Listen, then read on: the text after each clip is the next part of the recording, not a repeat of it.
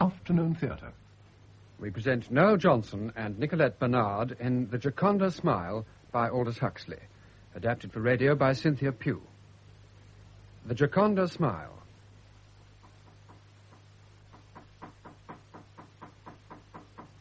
A little more claret, Janet. Just a drop. Ah, here's Nurse.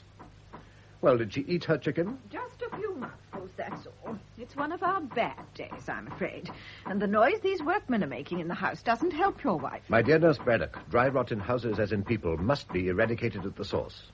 Incidentally, Janet, the workmen are threatening to invade this part of the house next month, so I shall probably have to entertain in the shrubbery. I must come over to your house one evening and have a game of chess with your father. He'll love it. Oh, that reminds me. We're in the most awful fix. Father's nurse has just told us she wants to leave to get married. I thought she had more sense than that. Well, you don't happen to know of anyone who could take her place, do you? Not for a paralysis case. We don't much care for paralysis cases as a rule. Oh. But I'll tell you what I'll do, Miss Spence. I'm going out this afternoon. I'll drop in and talk to the sister in charge. That's really very kind of you. Not at all. It's a real pleasure. Oh, and by the way, Mr. Hutton, I hope you don't mind if I'm not back till late. Mrs. Hutton said she didn't have any objection. So why ask me? Janet, I must show you my new picture after lunch. Another one? But Henry, aren't you ashamed of yourself? I simply couldn't resist it. An early Modigliani. One of those extraordinary nudes. I love to see it. You must help me to decide where to hang it. You too, Nurse. Don't hang it anywhere. That's my advice. Don't you like it, Nurse? Like it? It makes me absolutely sick. From which, my dear Janet, you can infer that it must be pretty good. Only the very best modern paintings make Nurse sick. The second-rate things don't cause anything worse than a touch of heartburn. Mrs. Hutton didn't like it either. In fact, She thought it was positively disgusting. I knew that without your telling me. Oh, that knocking.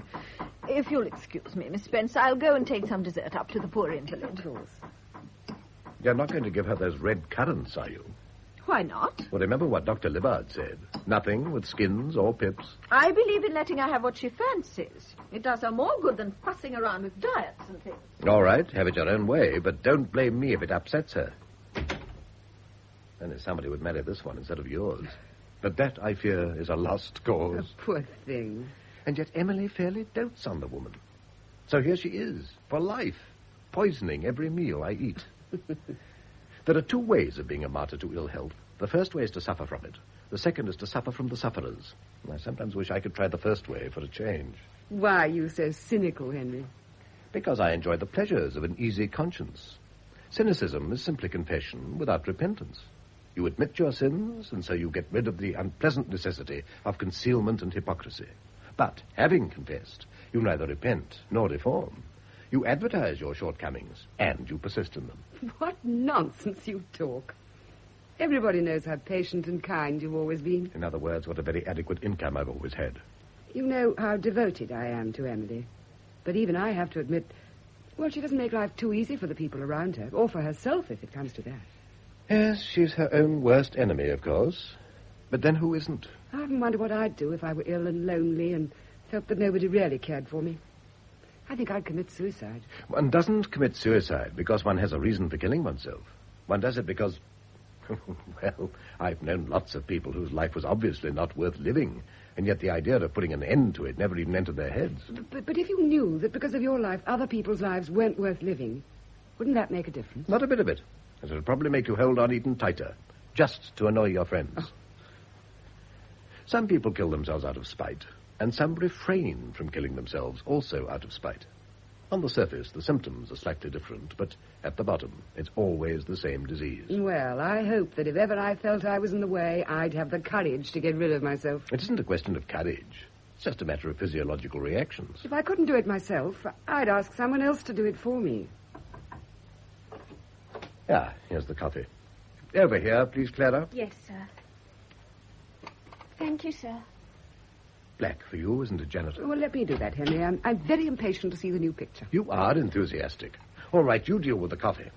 I'll fetch it. It's in the study. Emily takes sugar, doesn't she? Yes, give her a lot. She likes something to take away the taste of her medicine. I put an extra lump in the saucer. Here it is.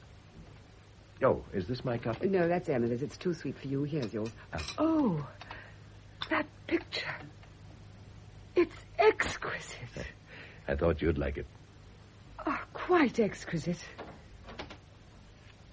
Oh, how's your patient, nurse? Oh, as well as you can expect, all things considered. I'll take up the coffee at once, if you don't mind. I want to catch the 2:45 bus. Don't you bother, nurse. I'll take it. But there's her medicine, too. I'll give it to her. Drink your coffee. You've just got time. Well, that's very kind of you, I'm sure. And don't make yourself sick by looking at that picture. Oh, that poor Mrs. Hutton. What did you say? I feel so terribly sorry for her. Yes, with a heart in that condition, I suppose she might go at any moment. It isn't her health I'm thinking about. It's, well, you know. Miss Spence, I could tell you things that would make your hair stand on end. What sort of thing? The sort of things you find out if you've been nursing for 23 years. When I think of that poor angel upstairs. When I first knew her, she was a beauty. Had her pictures in the papers and all that sort of thing. Then came her illness. Suddenly, there was nothing left to her. No parties, no theatres, no admirers.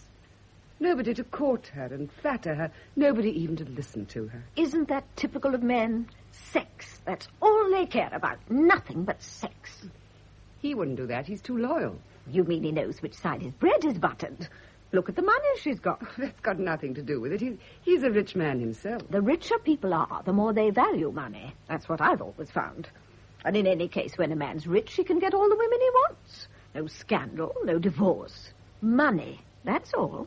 Does Mrs. Hutton suspect?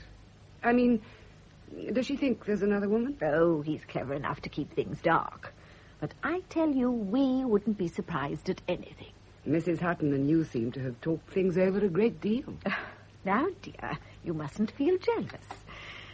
There's nobody she cares for more than you. She's told me that again and again. But after all, you're not a registered nurse. You're not even married, dear.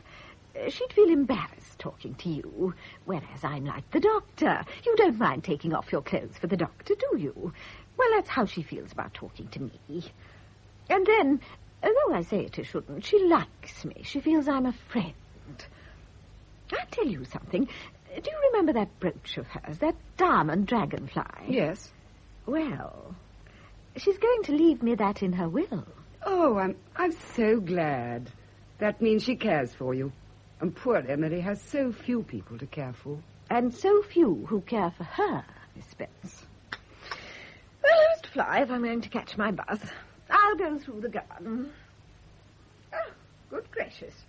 What's this tin doing on the veranda? Weed killer. Poison. Contains arsenic.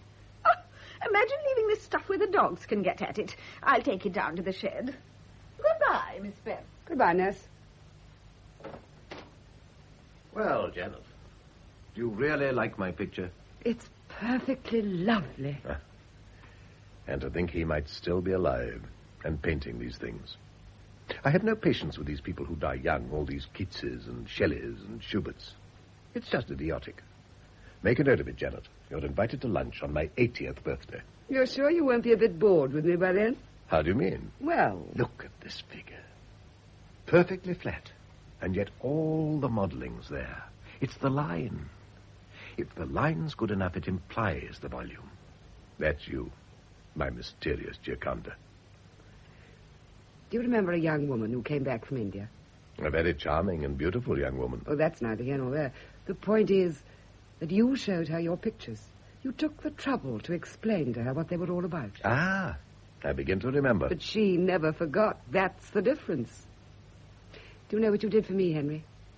You opened a door, and there were all the things I'd only heard about. Painting, criticism, music. It was like a revelation. Like a conversion. And you didn't feel anything of what I felt. How could I? After all, I hadn't spent some of the best years of my life in an Indian garrison town. And to think that but for you and the grace of God, I might be there now. A colonel's lady. That's what I'd be by this time. And who knows? Perhaps you'd be very happy, my dear. Perhaps you made a great mistake when you turned down your nice young captain. Henry, how can you say that? After all, a man can have very bad taste in art and yet be a very good husband. And vice versa, I may add. But the one doesn't necessarily exclude the other. No. I've known people who could make the best of both worlds. such as a certain person who likes Modigliani. How strange that Emily never learned to care for painting. Oh, but she does. She cares a great deal. But her taste isn't very Catholic. She likes portraits, and only portraits of herself, and then only if they're flattering and by very expensive painters. Excuse me, sir. What is it, Clara? Mrs. Hutton says, would you please come upstairs a minute? Tell her I'll come later on. She wants you to come now, sir. Oh, very well. Sorry, Janet, I won't be long. Well, I'll have to be going in a moment anyhow. Wait till I come back, please. Of course. Clara, is Mrs. Hutton feeling worse? Not that I know of, miss. Anyhow, worse or better doesn't make much difference. It must be hard work for you with an invalid in the house. Oh, you get used to it, miss. You get used to anything. Until the moment comes when you say, that's enough. Well, a lot of good that does you. Because when you come down to it, one thing's just as bad as another. You can change your job as much as you like. There's always something wrong. So stay where you are. That's my advice. I wonder how long he'll be. Who's that? Oh, Oh, are you looking for somebody? yes, Mr. Hutton. Was he expecting you? Well, not exactly. But I mean, he knows who I am. Why didn't you ring at the front door? I came through the garden. It was shorter. I mean... Well, it was nothing, of course. Just fuss for fuss's sake. Oh? Miss Mead. What a pleasant surprise. I don't think you know Miss Spence. Miss Mead is collecting subscriptions for the crippled children's homes. I've got the check ready for you, Miss Mead. Oh, thank you. The only thing is that I'd like to earmark the money for spastics. I couldn't quite make out what form I had to fill up. I'll say goodbye, Henry. No, I won't be a moment. But I've got to go. Thank Emily for me and tell her how sorry I am I couldn't see her. I will. Well, don't bother to see me out. Goodbye, Miss Mead. Goodbye. I'll ring up tomorrow and see what we can settle about that game of chess with your father. Yes, do that. Goodbye, Henry. You little idiot, Doris. Oh, darling. No, none of that. I'm very angry with you.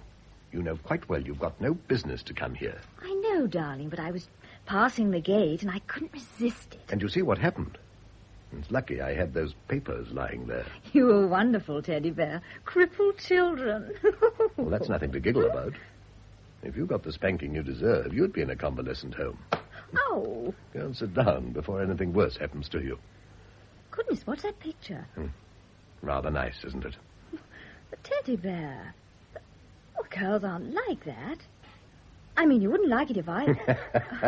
No, I certainly wouldn't. But fortunately, you are not a piece of canvas. I could eat you. Darling, do you love me? Like a cannibal. I know you don't really love me, but I don't care. I can love enough for two. What about having dinner with me tonight? Oh, that would be wonderful. Good. But now you've got to promise me something. Never come to this house again. It's pointless, it's idiotic, and it's dangerous. So you mustn't. All right, I promise. Tell me, is she in the house? Who do you mean? You know quite well who I mean. Is she still so ill? Let's talk about something else. I know, I'm not fit to mention her. Don't talk nonsense. It's simply a question of tact. Of good taste. In other words, you're ashamed. You don't want to be reminded of what you're doing. You just want to do it and not think about it. Exactly. That means you don't really care for me. I'm not ashamed. I wouldn't mind telling everybody. Because I love you. Because I feel this is the best thing I've ever done. You certainly don't feel that. No. One doesn't feel too proud of being a seducer. I like that. Do you remember the first time you kissed me? Well, I'd made up my mind beforehand that I was going to make you kiss me. And I did make you. Well, I'm damned. So you see, you needn't feel so guilty. I won't talk about her. I know it makes you miserable. Besides, I'm dreadfully sorry for her, really. And for you, if it comes to that. Why for me? Because you can't be as happy as I am. The one who was here just now, was that Janet Spence? Yes. Oh, I'd never imagined she was like that. Not from the way you've talked about her. Why, she's as old as the hills. Well, of course, from your point of view, she's practically got one foot in the grave. To me, she looks like a very attractive girl of 35. She used to be really lovely 10 years ago. And I suppose you flirted with her? Naturally. Do you still flirt with her? Only in the most spiritual way. We do a sort of Dante and Beatrice act. You know, soulmates. Now, what's the matter? Sometimes I really hate you. Oh, don't be silly. Can't you understand a joke? It isn't a joke. You do care for her. I don't care for her. I just care for the things she cares about. She's the only person in this godforsaken neighborhood who isn't a barbarian or a Philistine. What about a little drive this afternoon? That'll be lovely. All right. I'll go and get my things and tell them I shan't be in this evening. What will you say you're doing? Oh, I'll tell them I'm dining with old Mr. Johnson to discuss the war memorial. Oh, Teddy Bear. Present rate of progress, it'll be ready just in time for the next little massacre to end all massacres, or even the next but one. That is, if there's anything left of us by then. Meanwhile, my pet, the grave's a fine and private place, but none, I think, do their embrace, from which I can draw only one conclusion. What's that? Don't waste time talking. Run along and wait in the car. I shan't be long. All right, Teddy Bear.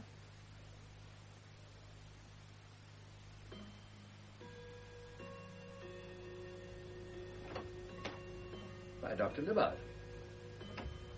Now, what are you doing here? Is my wife ill? Hutton, I've been waiting for you for 4 hours. The servants tried to reach you at Mr. Johnson's, but they had no news of you there. No, I was detained. I had a breakdown. Your wife kept asking to see you. Oh, I'll go up to her at once. I'm afraid it's too late. Too late? Oh, yes, it is 11:45. I suppose she's asleep. Hutton, your wife had a heart attack about 4 hours ago. Dead? Yes. Unfortunately, I was out when they called me. I didn't get here till it was all over. It was the nurse's day out, too. The only person who was with her, except for the maids, was Janet.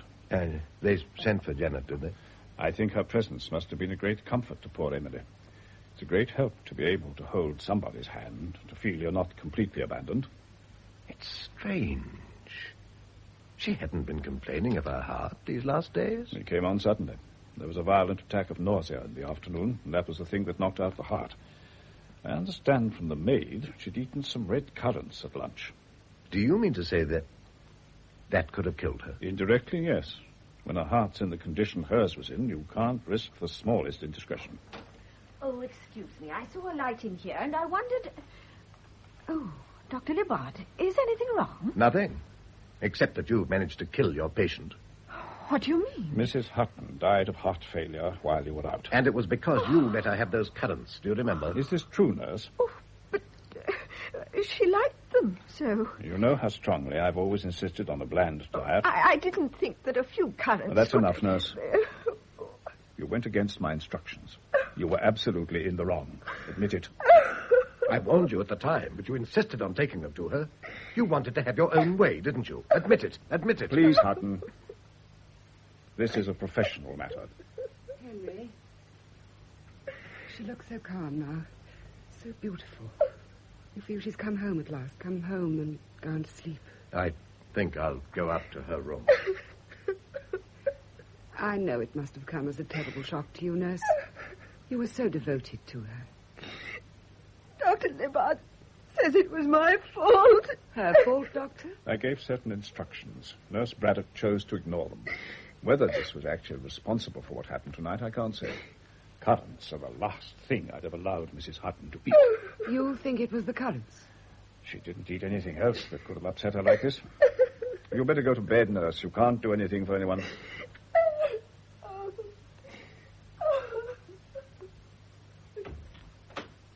What are you going to do about this, Dr. Libbard? I suppose I ought to report her to an organization. The odd thing is that she's really a first-rate nurse. I don't understand it.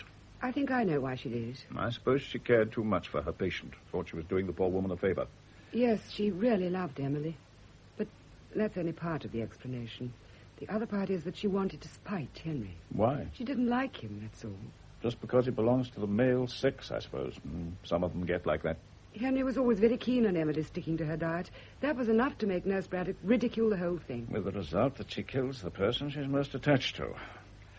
Oh, dear. She must be feeling the shock more than any of us. I'd like to help her if it's possible. You know my father's nurse is leaving us. My poor Janet. I was thinking I'd ask Nurse Braddock to come and take her place. That is, well, if you feel she'd be all right. Well, as I've said, she's an uncommonly good nurse. And I don't think there'd be any psychological difficulties, would there? No, I think she likes me quite well. All right. I won't say anything on condition she goes to you. I'll still be in touch with her in that case. I think you're very generous. One tries to use a little discrimination, that's all. Should I go and talk to her, do you think? Do. The poor woman was obviously in an awful state. I'll wait here for Hutton. Very well. Oh, here he is. I'm going up to see Nurse, Henry. Very well, Janet. Well, there's nothing to say, of course. Just a lot of platitudes that don't signify anything. Have a drink, Libard? No, thanks. One talks in one universe, one dies, and one suffers in another. I found that out when Margaret died. You two were very close, weren't you? We've been married nearly 30 years. 30 years. And yet it isn't the time that counts. It's what you feel and what you are. Do you remember Emily as she was in this photograph? Margaret used to say she was like the princess in a fairy story. To my darling, wilt thou sail with me? Shelley? Yes. He wrote it to an Emily, too. We used to read it together. Shall I tell you where I was this evening? Well, I don't think you need. It seems sufficiently obvious. I suppose you think I'm pretty contemptible, don't you? Oh, I don't think I have any right to pass that kind of judgment. Well, I do. That's what I am. That's what I've always been. Contemptible. I've never thought so. But I felt extremely sorry for you sometimes. Oh, contemptible. No goodness, no order, no sense or meaning. The model equivalent of a slum. That's what my life has been, and in an obscure kind of way, I've always known it. But I wouldn't face the fact. You had nothing to make you face the fact. Perhaps not. But I was capable of being, I won't say a better man, because that's claiming too much, but I was capable of achieving something. Being born with a lot of money, as you were, it's no joke. Heaven knows it's dreary enough to earn one's own living, but at least it gives a certain purpose and direction to one's existence. Do you think I'm capable of changing? Well, of course, if you want to. I do want to. At this moment, yes. But it's so easy to be heroic in time of crisis. Will you feel the same a month from now? Do you think I'm as weak as all that? Wouldn't surprise me if you were. Wouldn't surprise me if you weren't.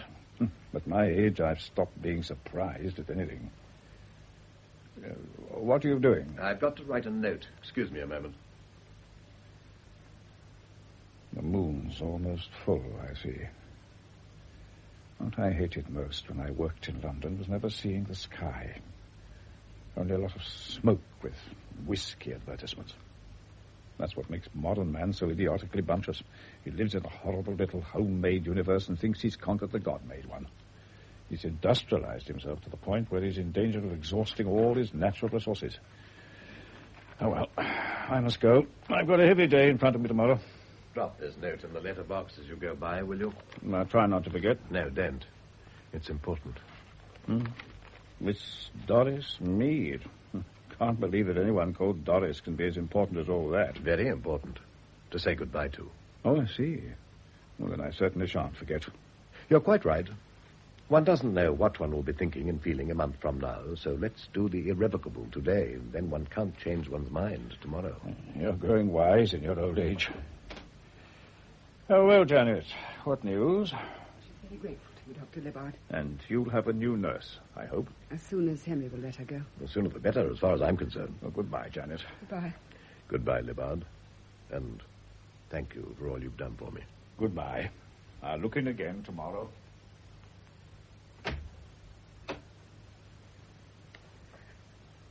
I'm so thankful you were with poor Emily at the end. Did she suffer much? Oh, Janet. Don't let's talk about it anymore. It's been too much for you. It was terrible. It was so terrible. I'd never seen anybody die before. I didn't realize. Try to think of her only as she is now. She's at peace. The agony's over. You must think of that. I just can't keep the memory away. It's like an obsession. I suddenly see her struggling for breath with that awful look of pain and fear in her face. Yes, but you must remember all those years of suffering and unhappiness. Now she's free. Yes. free. That is what we must remember.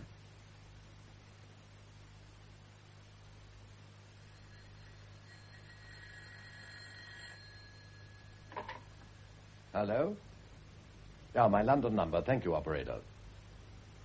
Hello. Piccadilly Palace. Have you got a double room for tonight? Yes, with a bath. The name is Hutton. Mr. and Mrs. Henry Hutton. I don't expect to be in before 10:30. Thank you. Who's there? Well, Janet, come in. What a pleasant surprise. Well, I'm the one to be surprised. I thought you were in Cornwall. So did I, until this morning. I had to go to town unexpectedly, so I thought I'd take the opportunity to do a little burglary on the way. Without telling us you'd be here? My dear, it was all decided in such a hurry. Besides, I'm just driving through, post-haste. How on earth did you know I was here? Well, we decided to walk down to the village after dinner, and then suddenly I noticed a light in the house. So I let Father and Nurse Bradger go on and climbed over the fence. More burglary. Well, I'm delighted. Sit down, won't you? Yeah? I won't stay long. Only till the others get back from the village. I hope they won't get caught in the rain. It looked pretty menacing just now. I'm glad you came, Janet. It'll save me writing a letter and going to the post office. This is for you. Oh, well, what is it? Well, open it and see. But Henry, it's Emily's bracelet. And Emily would want you to wear it. Me? Well, I don't know anyone who has as much right to it as you do. Her best friend, the person who did more for her than any other.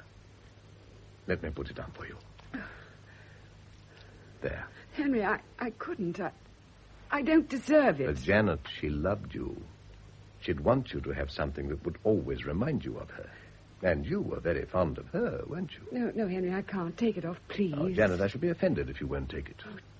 Do you want me to have it? Of course I want you to have it. I just felt it was too much. Too much? Not nearly enough.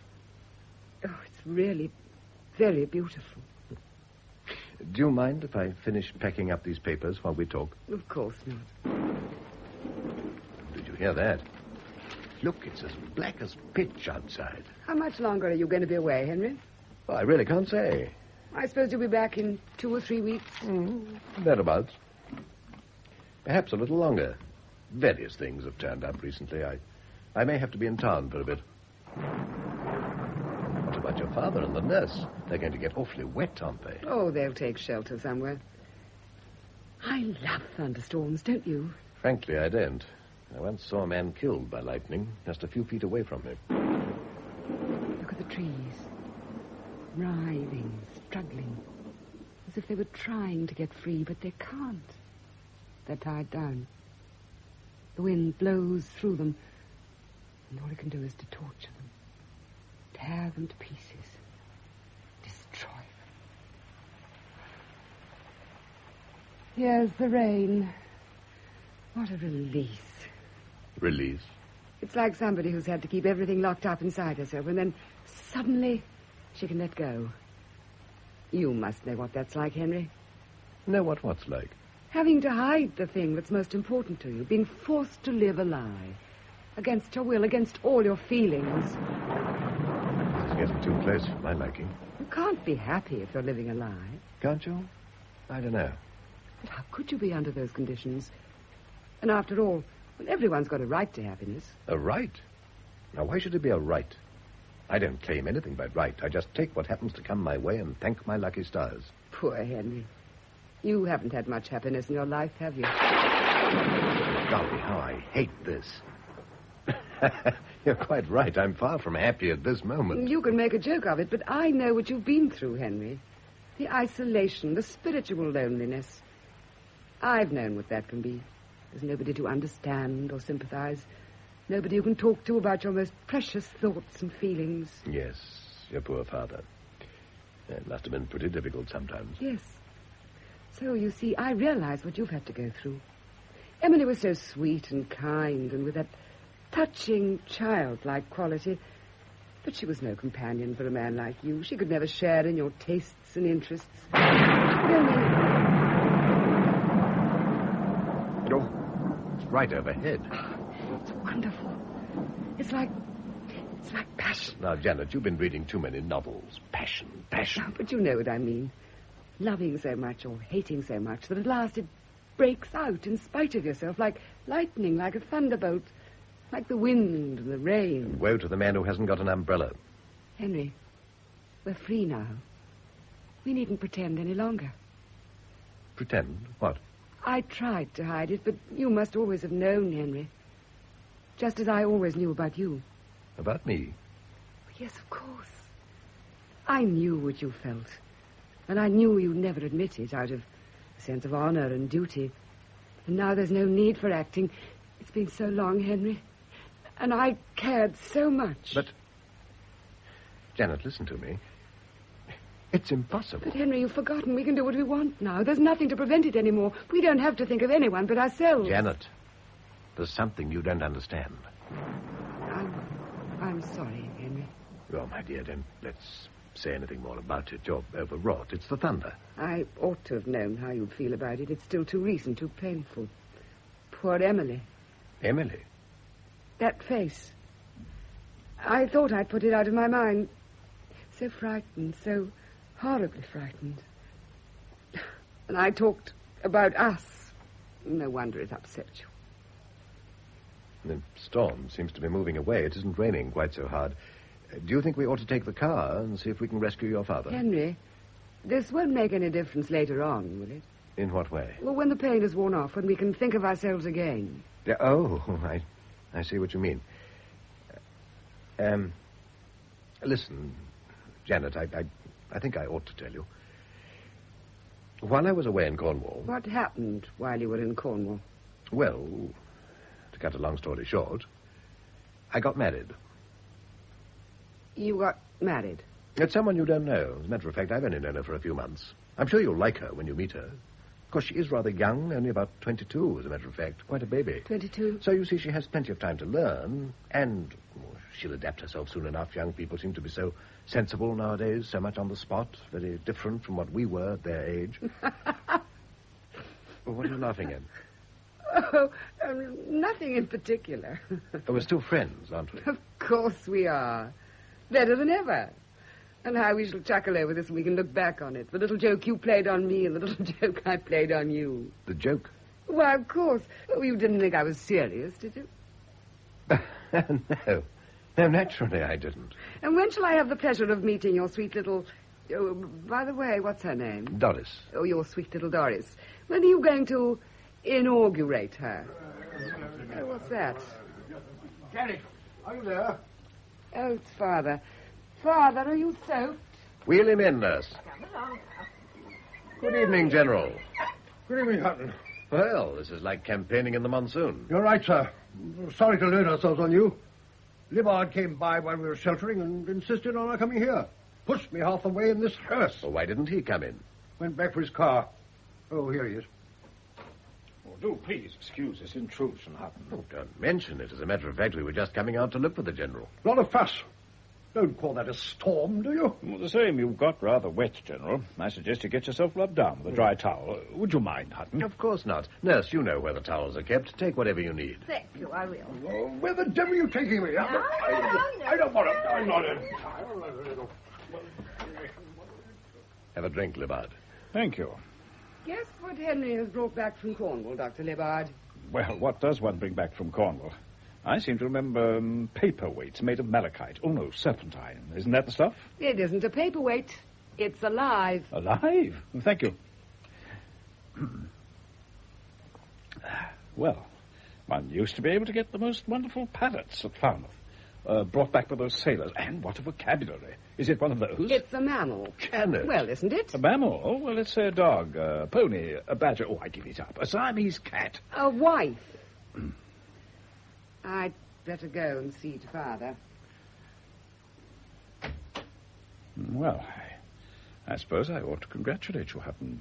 Thank you. And yet I posted that letter you gave me most faithfully.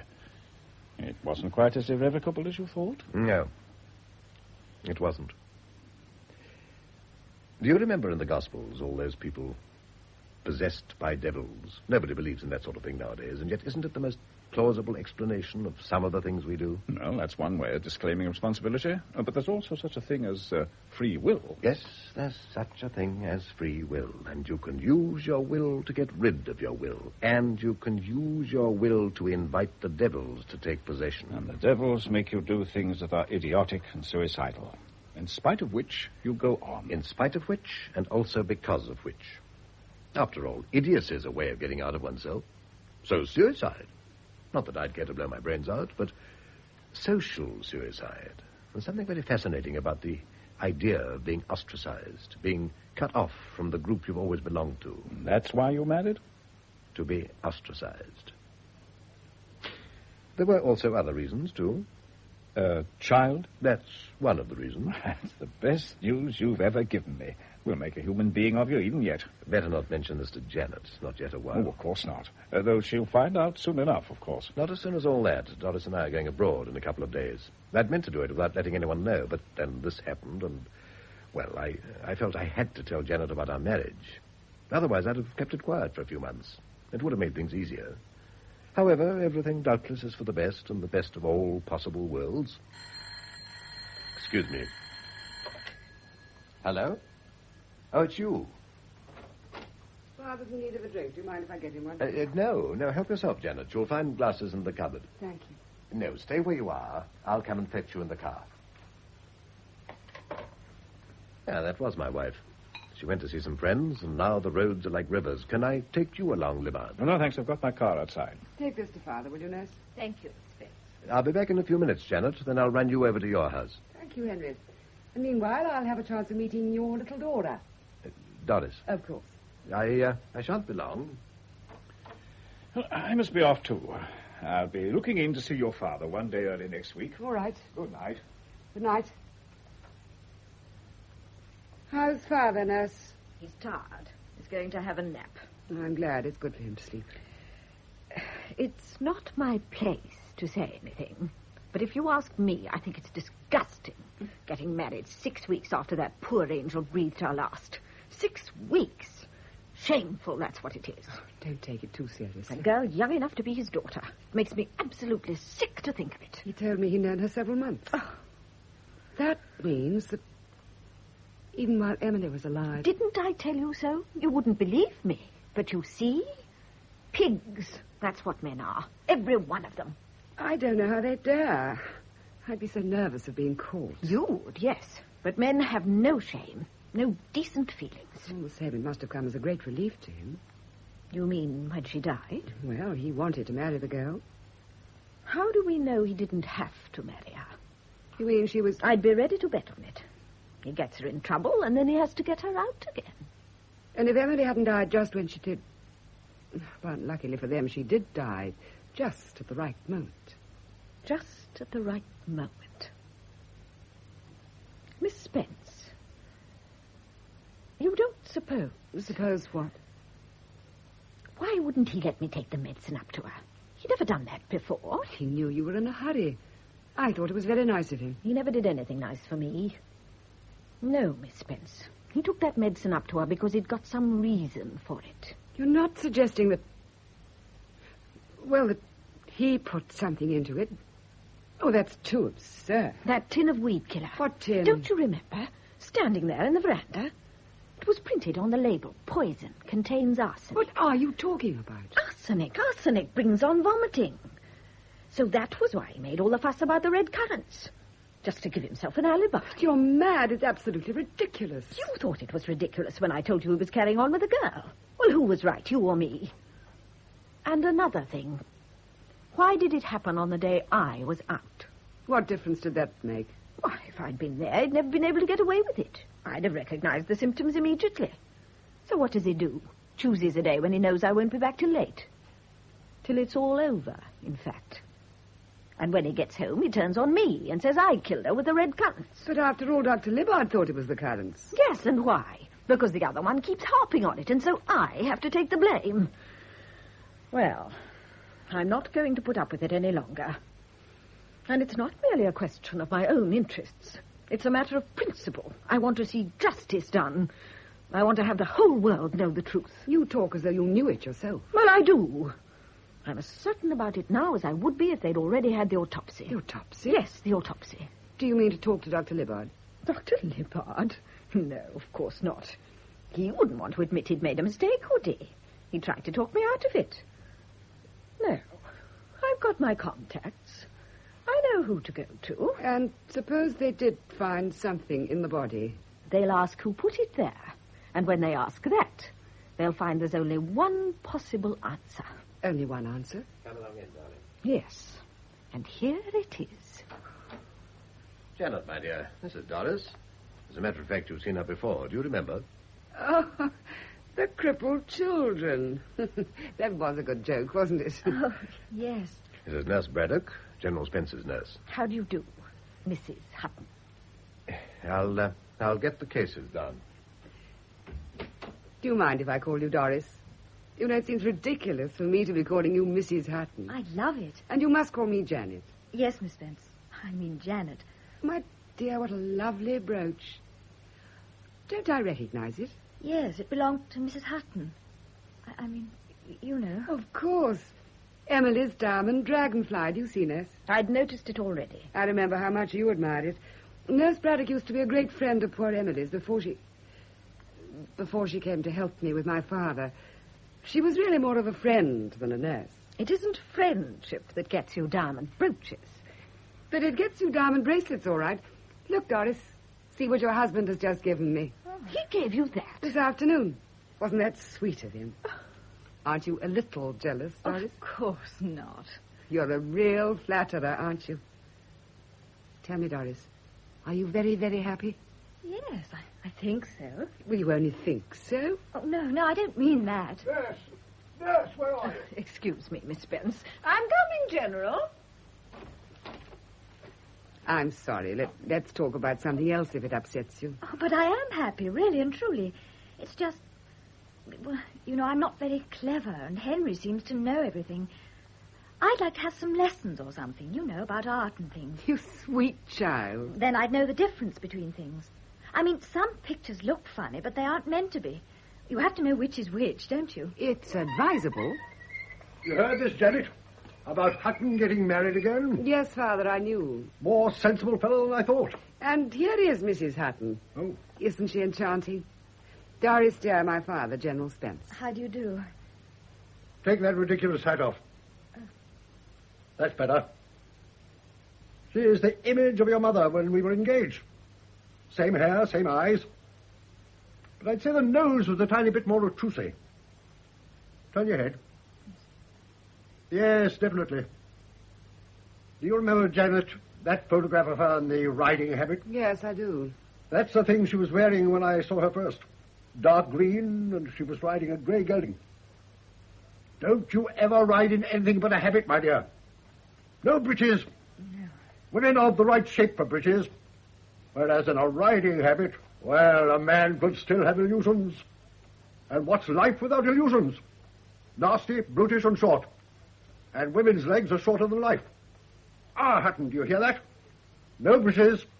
If my wife had worn breeches, I'd never have married her. And Janet would have remained a twinkle in your eye. Yes, well, it's about time she became a twinkle in somebody else's eye. Don't you agree, Hutton? Now, don't get so excited. I will get excited if I choose. It's about time she thought of herself for a change. Time she stopped this damned self-sacrifice. Tell her to let me go to blazes and find herself a husband. Have you anyone in mind, Father? Or you, Henry, have you any suggestions? Oh, that's up to you, my girl. When a girl sets a cap at a man, she usually gets what she wants in the long run. We don't want you to end your days as one of those damned spinsters. Now, this little filly knew what she was about. You're a wise and lucky young woman. Yes, I'm lucky. Are you?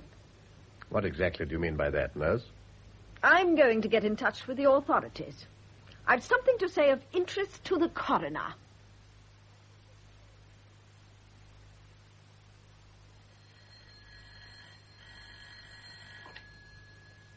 Hello? Yes, this is Mrs. Hutton. Who? Oh, it's you, Aunt Nellie. What? This is an awful line. Oh, the inquest. You thought I'd be there? Oh, no, Henry didn't want me to go.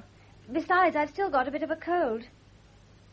He isn't back yet. I don't think it'll be over for another hour or so. But, Auntie, there isn't any doubt about it. Of course it'll be all right. Why an inquest? Just out of spite, nothing else.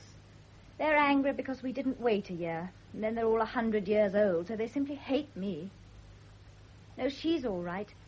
She's been awfully nice, really. And her father likes me, too. He's sweet. It's only me. Come in, Janet. I shan't be a moment. Listen, Auntie. I've got to ring off now. Janet's just come in for tea. I'll call you back later. Goodbye. Well, well. Sitting there with all her toys around her like a dear little girl. Janet, you don't look well. What's the matter? I'm perfectly all right. Are you still sleeping so badly? Oh, that's nothing. And anyhow, Dr. Libbard's promised to give me some kind of pill. From now on, I shall snore. You've been worrying too much, Janet. Well, is that surprising? After all, Henry's a very old friend. Oh, I won't worry. I know everything's going to be all right. Excuse me, madam. There's tea. That'll be all, thank you, Clara. Very good, madam. Henry ought to be back pretty soon. How was he when he went off this morning? A bit worried, I suppose. No, he was too angry to be worried. It makes him so furious the way they're treating him. As though he were a member of the unprivileged classes. Darling, how dreadfully unkind of me. I quite forgot to ask how you've been. Is everything going as it ought to go? Well, I still feel sick in the morning, if that's what you mean. And Dr. Libbard's pleased with you, is he? He seems to be.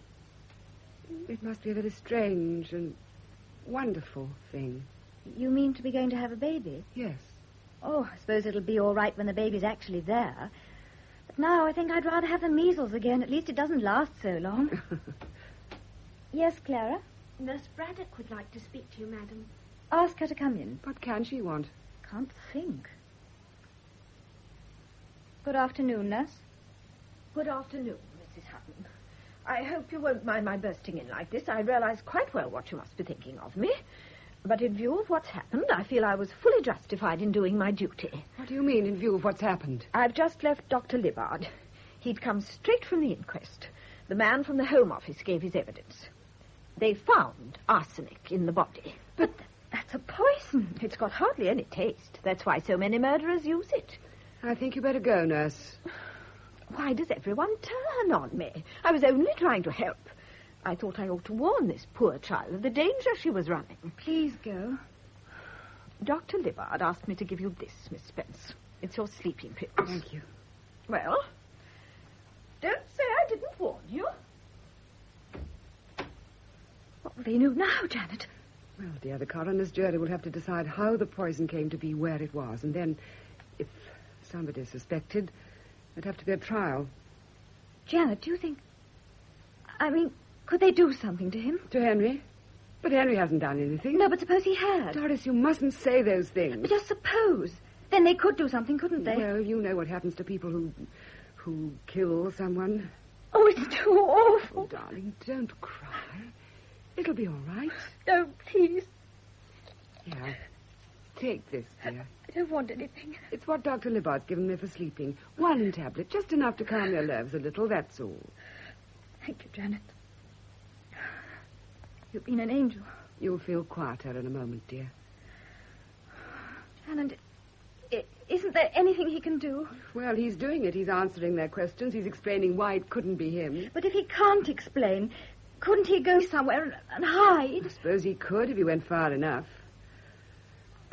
I must get back to my father. He gets so impatient if I'm late for his game of chess. Bye, darling. Bye. And don't fret. You'll see. Tomorrow it'll all be explained.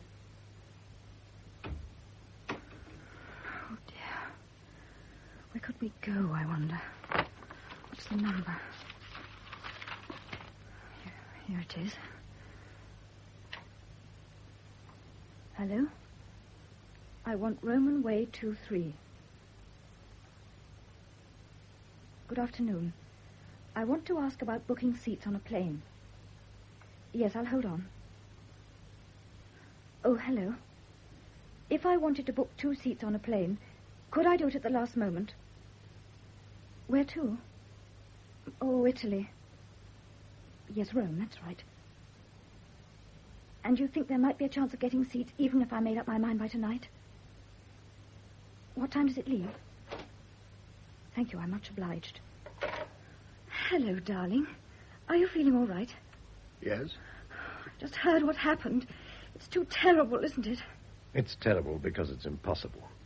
And yet it's happened. But how? Oh, don't ask any questions, darling. Don't let's talk about it. Not now. It's all a confusion. Like a dust storm. No, worse than that. Like being in the middle of a swarm of insects. I just can't think about it anymore. Kiss me, darling. Henry, no. Oh, darling. This is impossible, too. Impossibly good for a change. And yet it happens. It's happening now. How does a piece of matter set about falling in love or writing Hamlet? It's just out of the question. And yet there Hamlet is, and there are you, and here am I. Defying time, outside this nightmare of perpetual perishing.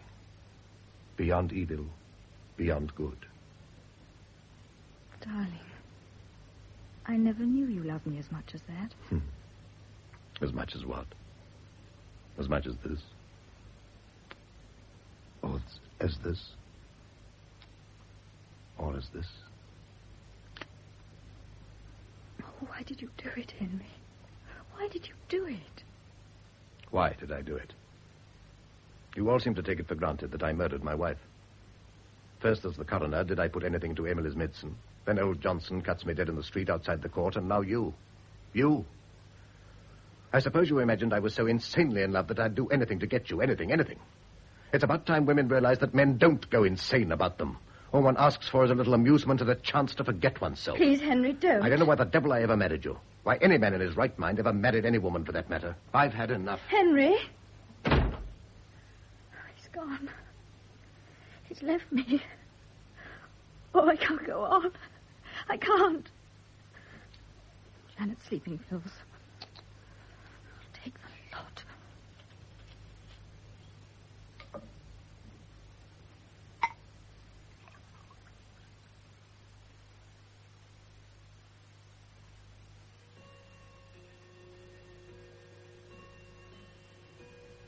Well, that's that, young woman. A day in bed, and you can do what you like. And remember, no more of this sort of nonsense, swallowing half a bottle of sleeping tablets. I'm sorry, Dr. Libbard. I won't do it again. Good girl. No, I'm not good. I've done dreadful things. That's why all this is happening. You heard what they said at the inquest. Do you think... I mean, is it possible? No, I feel sure it wasn't Henry, if that's what you mean. Oh, I'm so thankful. But then who? How did it happen? It might very easily have been suicide. Do you really think so? Well, you tried it, didn't you? I like Henry.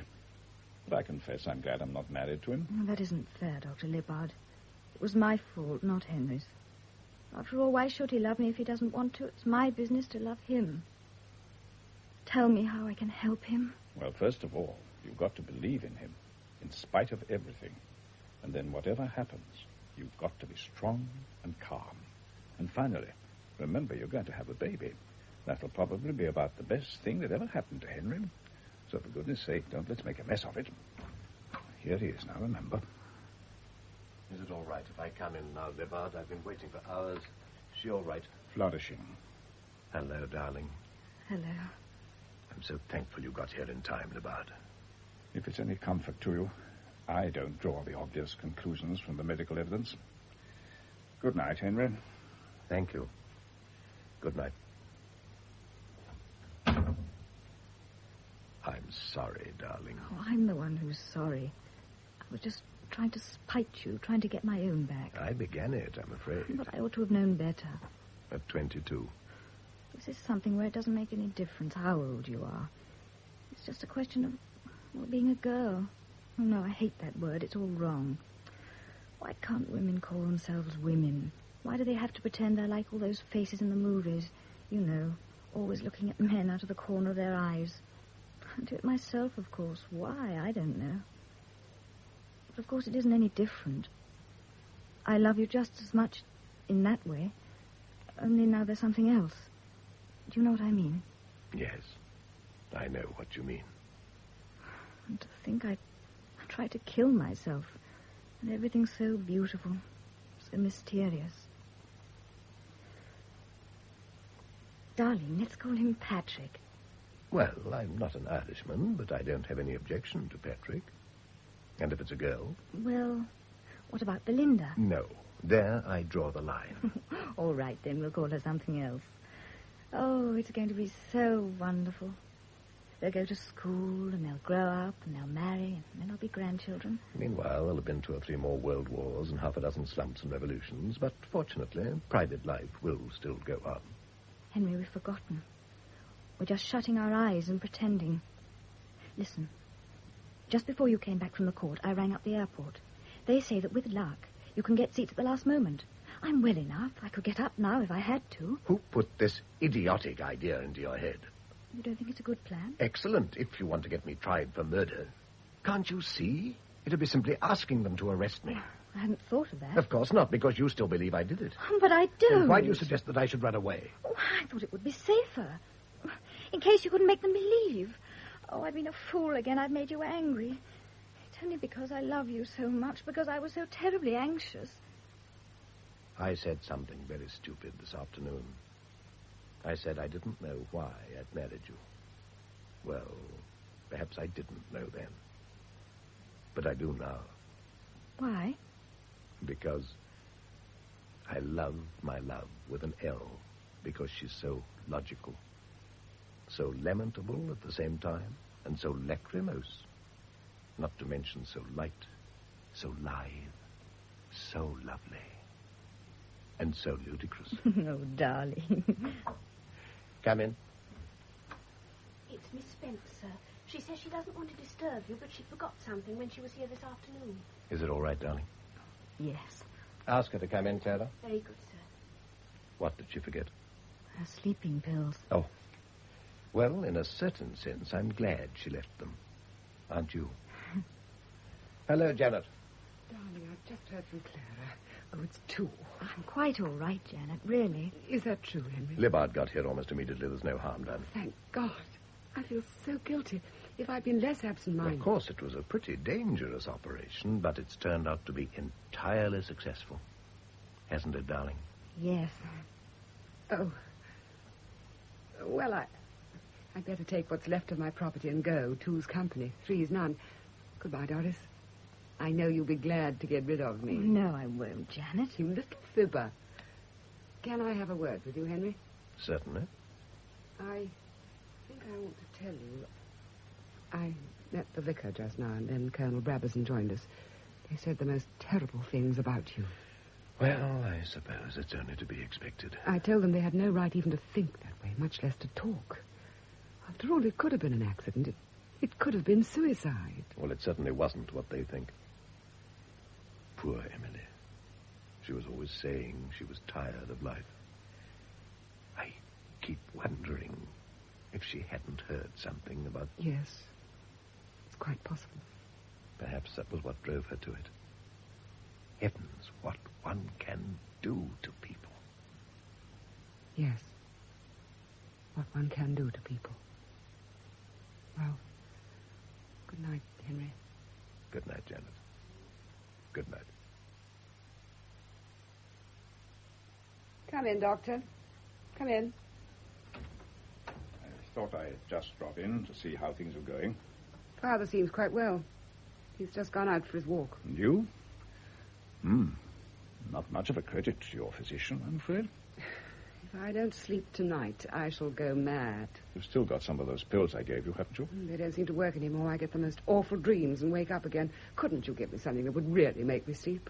I can't stand it any longer. Any fool can stop the symptoms of insomnia. The difficulty is to find the cause. To find it, and then remove it. Well, it's going to be removed next Friday. Next Friday? Oh, I see. Do you hate him as much as all that? After all, it was proved, wasn't it? They proved that he killed Emily. How do you expect me not to hate him? Yet you used to be such good friends. Never. I always felt there was something wrong somewhere. Yet Emily thought that if she died, you and he ought to get married. Married? But that's monstrous. How can you say such a thing? Well, only repeating what she said more than once, as I remember. Talking about me as though I were one of those women of his, as though I were the kind of slut that will tumble into bed with any man that comes along. It's disgusting. It's obscene. I don't know what's so obscene about marriage. I won't have it. Excuse me. Let me feel your pulse, will you? Getting excited doesn't help you to sleep, does it? I'm sorry, Dr. Libbard. Don't apologize to me. Apologize to yourself. After all, you're the one who has insomnia. And I'll tell you of another who hasn't been sleeping properly. That's the one he actually did marry. Do you ever think of the child? Hutton's child? Yes. It's no joke to be the child of a criminal. No joke to be anybody's child. No joke to be born. But anyhow, I just can't believe that Hutton was responsible. Well, then, who was? What about Emily herself? Emily? No, Emily wouldn't have committed suicide. She wasn't that sort of person. Yes, I must say, I was a bit surprised when you said that at the trial. She often talked to me about being tired of life, wanting to put an end to it all. I never heard her talk that way. Never. Nor did Nurse Braddock, if I remember rightly. Oh, I don't know what she said, and I don't care. Hutton cared, all right. It carried a lot of weight with the jury. Somebody who'd been with Emily day and night for the best part of 2 years, and she says she's never heard so much as a whisper of suicide. And suicide was the main line of defense. I'm not interested in lines of defense. I'm interested in the truth. I'm interested in justice. If you're accusing me of telling lies just because I hated that beast, why do you let me go on like this? People don't like being stopped, as a I rule. don't really mean it. It's just that I get worked up, and then it seems to go on by itself. Do you know that awful feeling? As though you were a violin and somebody was screwing up the strings tighter and tighter. Oh, God, I wish it were all over. All over? Hutton's going to be hanged. But don't imagine you're going to be free of him. In one way or another, this thing is going on. All you can do is to decide whether it shall go on in the worst possible way or in some other way. What other way? Ask yourself. All I know is that the way that's being followed now is the worst way. You can't sleep, and Hutton's going to be hanged for something he never did. But it was proved. Not to my satisfaction. Nonsense to say it was suicide. Nurse Braddock never heard her say anything. I never heard her say anything. How could it have been? Very well. Let's assume you're right. I know I'm right. You know it wasn't Emily, and I know it wasn't Hutton. Well, then, it must have come through some other agency. I don't know what you're driving at. I'm driving at some way to make you sleep. Of course, you know the basic reason why poor Emily was so dreadfully unhappy. What was that? It was because she wouldn't accept the facts as she found them. She was an invalid, and she'd lost her looks, but she wanted people to treat her as though she were young and pretty. Hence, all the misery. What has that got to do with me? Nothing. I'm just pointing out that people can come to terms with even the most terrible facts. I've known plenty of people who came to terms with death, even with pain, which is a good deal worse. Well, we've had a very interesting talk, Dr. Libbard. Now, what about those sleeping tablets? Weren't you going to give me something a little stronger than you did last time? I'd like to try something else. Do you remember that young psychiatrist you met at my house last year, Dr. Fargen? Yes. I've known him ever since he was a boy. He can make you sleep, if you want him to. Do you mean he'll hypnotize me? Send me to sleep and then make me say all sorts of things I don't want to say and I shan't know I've said them? No, I won't. I know what you're up to, you and your hypnotist, trying to drive me out of my mind so that you can have an excuse to lock me up. Listen, Janet, be reasonable. I'll kill you. All right. I'll write you out a prescription. Mrs. Hutton to see you, miss. All right, show her in. Yes, miss. Mrs. Hutton, miss. Have you been all right, Mrs. Hutton? Yes, thank you. I hope you don't mind my coming, Janet. Not a bit. I'm delighted. You went to see him today, didn't you? Yes, I went this morning. Oh, Dr. Libbard, it was so terrible. His hands were all bleeding. Bleeding? from beating on the door. He wants them to let him talk to the governor of the prison, as if that would do any good. How can they do it? How can they kill a man who isn't guilty? You don't believe he's guilty, do you, Dr. Libbard? No, I don't. Janet, I know you think he's guilty. They proved it, didn't they? They proved it, and yet I swear he didn't do it. I know he didn't. How do you expect me to go against the evidence? That's just what I came to talk to you about, Janet. You used to be his friend. You could still help him. Me? If you could just go and tell them it was a mistake. A mistake? What was a mistake? About her never saying that she wanted to kill herself.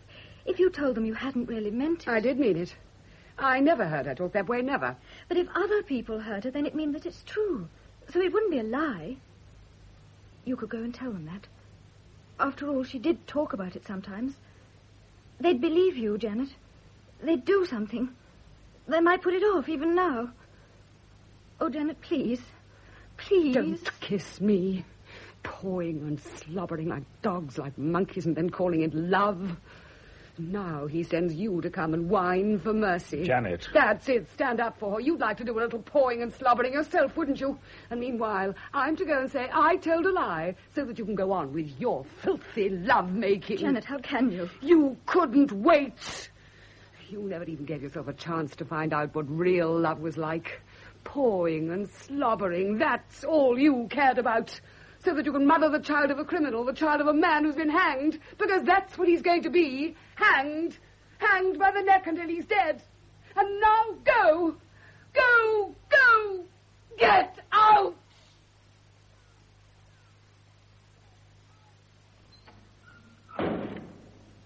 In here, sir, please. Only 5 minutes, I'm afraid. I understand. I'm late, I know. Hutton, it's me. Oh, it's you, Libbard. Help me, for God's sake. I can only help you against yourself. What do you mean?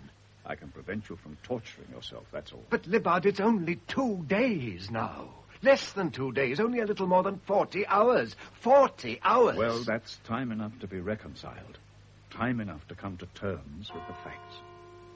Oh, that clock. Yes, the hands move forward. Well, is that any reason for turning the last 2 days of your life into a hell of fear and bitterness and resentment? You've seen a lot of people die, haven't you? A great many. Is it very bad? Only for the people who won't accept what's happening to them. It's a question of accepting what can't be avoided or escaped. And not only accepting it, actually willing it. This is the inevitable. This is my destiny, and I will that it shall be exactly as it is. When you say that, the inevitable becomes the tolerable and even, in a certain sense, the reasonable. Reasonable? Libbard, I didn't do it. Do you believe me? I believe you. And you still think that what's happened is reasonable? Not by our everyday standards. But when the thing can be accepted and willed... Do you accept it and will it? No, of course not. But a wrong that's inflicted on me, an evil that I suffer, those I can accept. And if I do accept them, if I go further and actually will them, then the wrong and the evil change their nature. Of course, in a way, all this isn't entirely unjust. I didn't kill Emily, but I certainly tortured her, because I wasn't prepared to forego my amusements. Oh, it's terrible what monstrous things one's ready to do just to amuse oneself. It all seemed so trivial and excusable at the time. But no, now I know better. And it's too late. It's never too late to recognize the truth. Do you think we all get what we deserve? What else do we get? God is not mocked. As a man sows, so shall he reap. And yet I don't believe I'm any worse than plenty of other men I know. And what are they doing at this moment? Shooting pheasants or telephoning to their stockbrokers or dozing in an armchair at the club? Shooting pheasants and telephoning to one stockbroker aren't necessarily the rewards of virtue. On the contrary, they may be punishments. After all, a man who spends his time on that sort of thing isn't spending it on anything else. Which means that he's some sort of a spiritual abortion. But to grow a fully developed human being is always much more rewarding. however painful the process of growth may be. And yet, if you do accept the responsibilities, there's an extraordinary satisfaction. I was just discovering that with Doris. Of course, you know how it began, in wantonness, as a kind of joke, thinking only of what I could get out of her, which was simply a kind of intoxication. It only changed after she tried to kill herself. Suddenly, I saw her as a real person. A real person whom I'd treated as a thing, and very nearly destroyed. All through the trial, I kept thinking of the time when one could go forward in that new relationship. But now... But if you accept the facts, if you will them... Yes. The pain doesn't seem to be quite so bad. Perhaps I could think of her for a change. She's coming again tomorrow. One human being saying goodbye to another human being. It has a value. It makes some kind of sense. Time's up, sir. Very well. Goodbye, Hutton. Goodbye, Libbard. Your move, General. I said your move, General. Oh, well. It's 1:45, Miss Spence. Don't you think you ought to toddle off to bed? I've told you I'm not going to bed. Not until after 8 o'clock in the morning. When's Dr. Libbard coming? All he said was that it'd be very late. He had an urgent case to attend to some miles away. I don't know why you ever sent for him. I don't need him. Well, your father wanted it, dear. He's worried about you. Now, Miss Spence, let me help you to bed, and then I'll bring you a nice glass of hot milk. Come along, dear. There's a good girl. Don't touch me. Sure you've done enough reading for tonight, all these encyclopedias. Oh, such small print. You'll ruin your eyes. What are you doing with that encyclopedia? Just improving my mind, that's all. Give it to me. You're trying to spy on me. Spy on you? You'd better be careful. I know your tricks. You're working with Dr. Libbard. But, Miss Spence... Go away. What's that? What is it, nurse? It's all right, General. That's Dr. Libbard. I'll go and let him in. Janet. What is it, Father? I want you to promise me something. Oh? It depends what it is. No. Promise first. Well, I suppose I can trust you. Take a rest. Take a holiday. You haven't been away for months and months. I don't need you. I've got this damn woman here. Go away. Have a spree. I'll have a spree. And damn the expense. None of your Swiss pensions, good hotels, decent restaurants. I'll give you the money, free as a bird. Start tomorrow, if you want to. Tomorrow? And pick up a husband while you're about it. If you don't mind, I'll go on reading my book. Come in, Doctor. Good evening, Janet. Good evening. Oughtn't you to be in bed by this time, General? Oh, didn't want to leave the girl alone. She's ill. Ought to have a complete change. You're right. I'll see what I can do. Nurse, I think you'd better take the General to his room. Very well, Doctor. Don't let it get you down, my girl. And afterwards, remember, a good spree. Good night, Doctor. Good night. You understand, nurse? Yes, Dr. Libbard. Now, What does she understand? I thought perhaps you might like something later on to make you sleep. I've told Nurse Braddock what to do. Doctor's orders. Oh, just a friendly suggestion. Why not? One should only stay up for things of importance. I'll just see that Father's all right. Good. Now for it. It's nearly 2. Move the hands on an hour.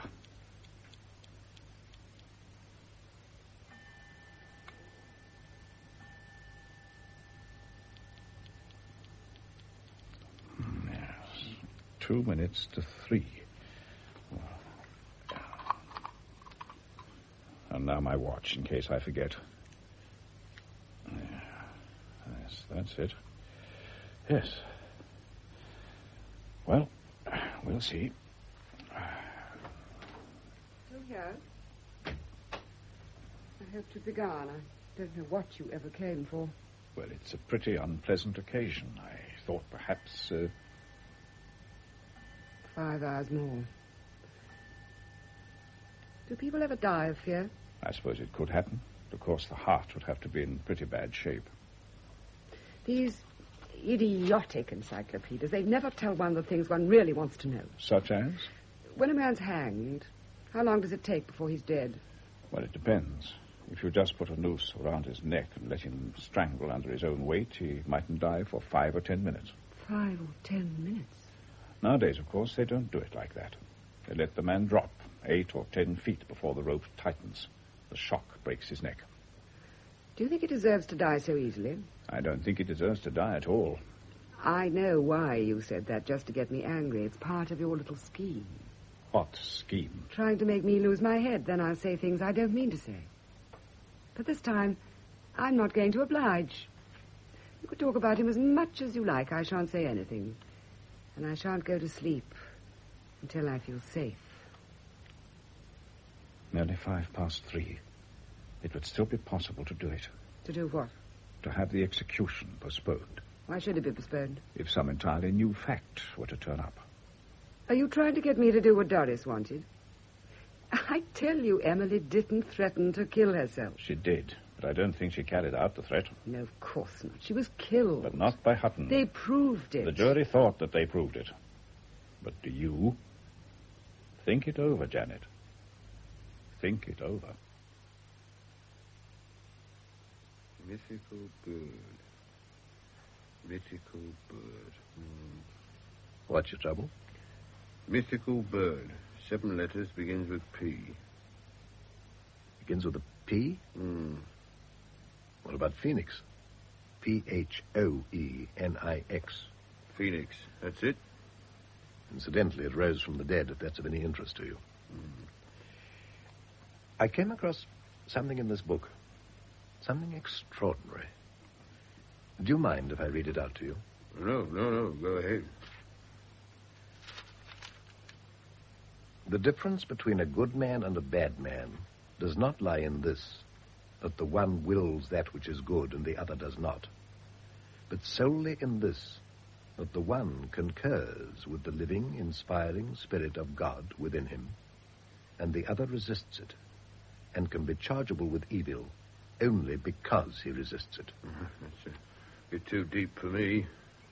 Deep? Yes. But clear. Crystal clear. Don't you see what a lot of things it explains? Oh, yeah. How are your hands? Still a bit sore. But there won't be any more hammering on doors. Not now. And by the way, I'd like to thank you for being as gentle with me as you were. I'm sorry if I ever had to be rough or anything. It was all in the course of duty, you understand? Well, it was nothing to what I've done in the course of not doing my duty. That's why I'm here, I suppose, for resisting the spirit of God within me. Life has to be lived forwards, but it can only be understood backwards. I suppose that's why we always make the important discoveries too late. Go right in, man. Don't pay any attention to us. Just carry on as if we weren't here. Game of cards, Phil? Oh, I don't mind. Doris, my dear. Henry. Darling, don't. I'm sorry. Oh, your poor hands. Yes, I treated them pretty badly, didn't I? Sit down there, darling. Must have been lovely in the country. Have the leaves begun to turn yet? Yes. Everything's brown and red and golden. I remember when I was a little boy in the beech woods at Arundel, walking in the dry leaves. I used to pretend to myself that it was money, knee-deep in gold, like Aladdin. There's a theory nowadays that you oughtn't to bring up children on fairy stories. Don't let them talk you into any of that nonsense. Promise. I promise. If it's Belinda, she'll probably prefer Hans Andersen to anything else. Personally, I always found him a bit too sad and sentimental. If Patrick's like me, he'll like the Arabian Nights. That and The Rose and the Ring. How I loved The Rose and the Ring. My father used to read it aloud to me about 6 times a year. I'm afraid that'll be your job. I wish I were dead. I wish I'd never been born. What's the good of wishing? We have been born. And if one comes here, one's got to be prepared to go away again. Oh, darling, you mustn't grieve. You mustn't. I tell you, everything's all right. Even my being here. Even our having to say goodbye to one another. Yes, ultimately, even that's all right. I know it is. And you can know it, too. I can't. I thought I couldn't. Until 2 days ago. Did Libbard tell you he'd been to see me? Yes. He helped me. He helped me a great deal. All the same, after he'd gone, it was bad again. It was like having a terrible physical pain, and it's so excruciating that you can't think of anything else. It's the only reality. And then, all at once, the pain stops. And for the first time since it started, you see that there's a sun in the sky. You realize that those shadows out there are real people. You discover that your own wretched body isn't the whole world. There's all the rest of the universe. Do you love me, Doris? Darling. And you believe that I love you? I know you do. I know you do. I'm winning. I'm winning. Look, a king. Heavens, that's the end. You've done for me. I owe you £10 million. 11 million. 11, is it? Heaven help me. It looks like rain. I like rain. I like it when it rains really hard. And there's thunder and lightning. Oh, God. That girl. That girl. Oh, it's too horrible. Like animals. I hate him. I hate him. Do you know what the time is? It's 2 minutes to 8. Only 2 more minutes. That's all. 2 minutes. Then you'll be safe. I'll be safe. You must have got everything ready on the scaffold. The rope, the straps. And there's the governor of the prison and the chaplain. They're walking along the corridor. It isn't far, just a few steps. They're at the door. Somebody puts the key in the lock and turns it. The door opens, and there he is. Just because she was 22. Because of her mouth. Because of her skin. Oh, God! God! God! Lie back in your chair. It's all right. You can go to sleep now. You feel safe now, don't you? Safe. Nurse? Nurse? I'm here, Doctor. I've got the injection ready. Good. Roll up her sleeve, will you? Yes, Doctor. Syringe, please. Now, hold your arm quite still, Janet. This won't hurt. There. Now lie back and relax. Feel all right? Yes. Thank you. Tell me, Janet, how did you get her to take the poison? I put it in her coffee. You thought he'd ask you to marry him? Yes. No. You thought he loved you as much as you loved him? It was too awful. Too humiliating.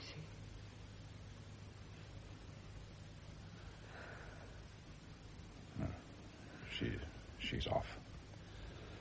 Now, nurse, Get that number for me. Right, Doctor.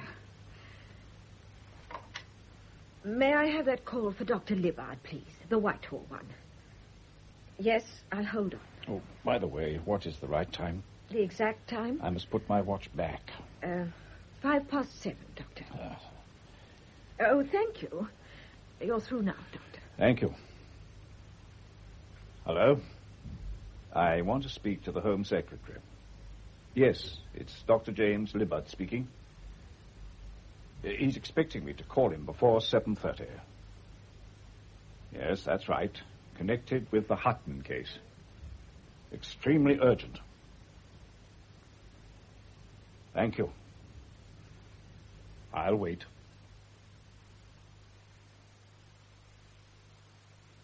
In The Gioconda Smile by Aldous Huxley, adapted for radio by Cynthia Pugh, the part of Henry Hutton was played by Noel Johnson. Janet Spence by Nicolette Bernard, Nurse Braddock, Maddie Head, Doris Mead, Deborah Dallas, General Spence, Austin Trevor, Dr. Libbard, Godfrey Kenton, Clara the maid, Jane Knowles, and the warder, Sean Arnold. The play was produced by Norman Wright.